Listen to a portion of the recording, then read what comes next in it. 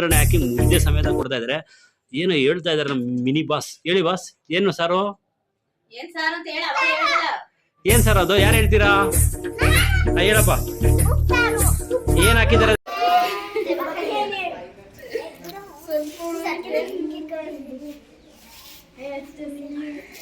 ಈಗ ನಂದಾದೀಪ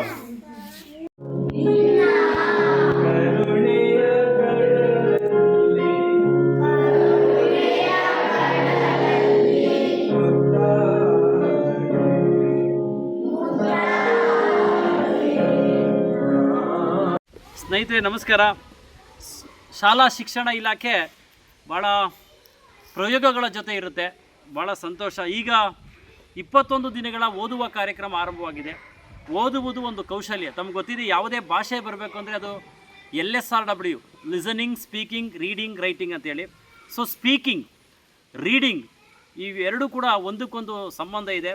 ಸೊ ಇವತ್ತಿನ 3ನೇ ದಿವಸ ವಿಶೇಷವಾಗಿ ಗಟ್ಟಿಯಾಗಿ ಕಥೆಯನ್ನು ಓದುವಂತಹ ಒಂದು ಅಂಶವನ್ನು ನಾವು ಗಮನಿಸಬೇಕಾಗಿದೆ. ಇವತ್ತು ನಮ್ಮ ಪುಟಾಣಿ, ನಮ್ಮ ಸರ್ಕಾರಿ ಕಿರಿಯ ಪ್ರಾಥಮಿಕ ಪಾಠಶಾಲೆ ಮುತ್ರಾಯನಪುರ, ಬನಿಕುಪ್ಪೆ ಬಿ ಕ್ಲಸ್ಟರ್, ಈ ಶಾಲೆಯ ಮುಖ್ಯ ಶಿಕ್ಷಕರು ಪ್ರಭಾವತಿ ಎಲ್ಲವರು, ಹಾಗೆ ನಮ್ಮ ಚಂದ್ರಕಲಾ ಎ ಮೇಡಮ್ ಅವರು ಎಲ್ಲರೂ ಇದ್ದಾರೆ. ಏನಮ್ಮ ನಿನ್ನ ಹೆಸರು? ತೇಜಸ್ವಿನಿ. ಗಟ್ಟಿಯ ಕಥೆ ಓದು. ಒಂದಾನೊಂದು ಕಾಲದ ಕಥೆ ಇದು. ಮಧುರಾಪುರದ ರಾಜನಿಗೆ 3 ಹೆಣ್ಣು ಮಕ್ಕಳಿದ್ದರು. ಹಿರಿಯ ಮಗಳು ಹೆಸರು ಭಾನುಮತಿ, ಎರಡನೆಯವಳು ಗೋಮತಿ ಹಾಗೂ ಕಿರಿಯವಳು ಸುಮತಿ. ಒಂದು ದಿನ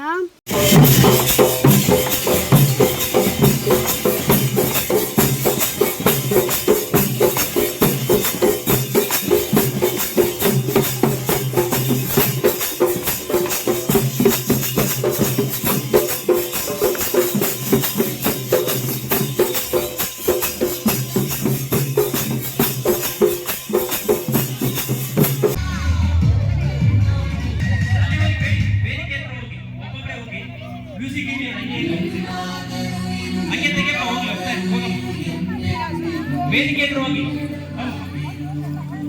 ನಿಧಾನವಾಗಿ ಸಾಲ.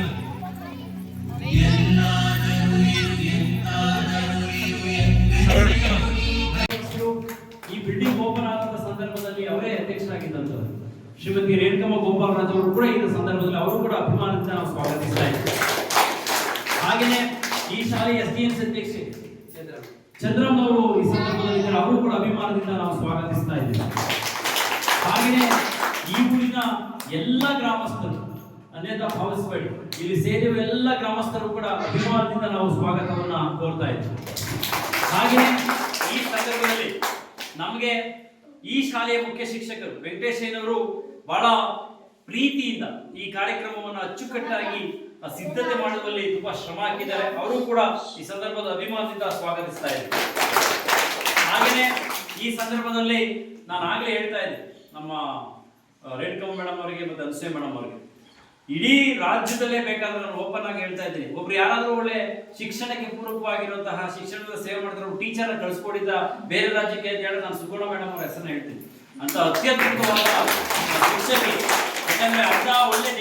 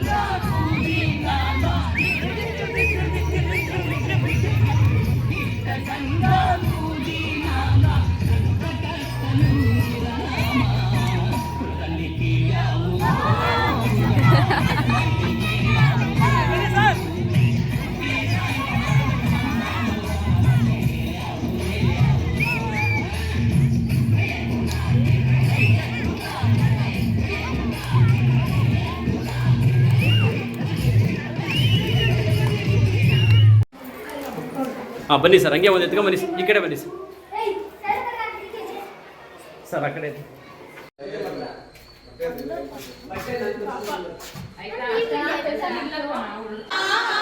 ಬಂಡೆ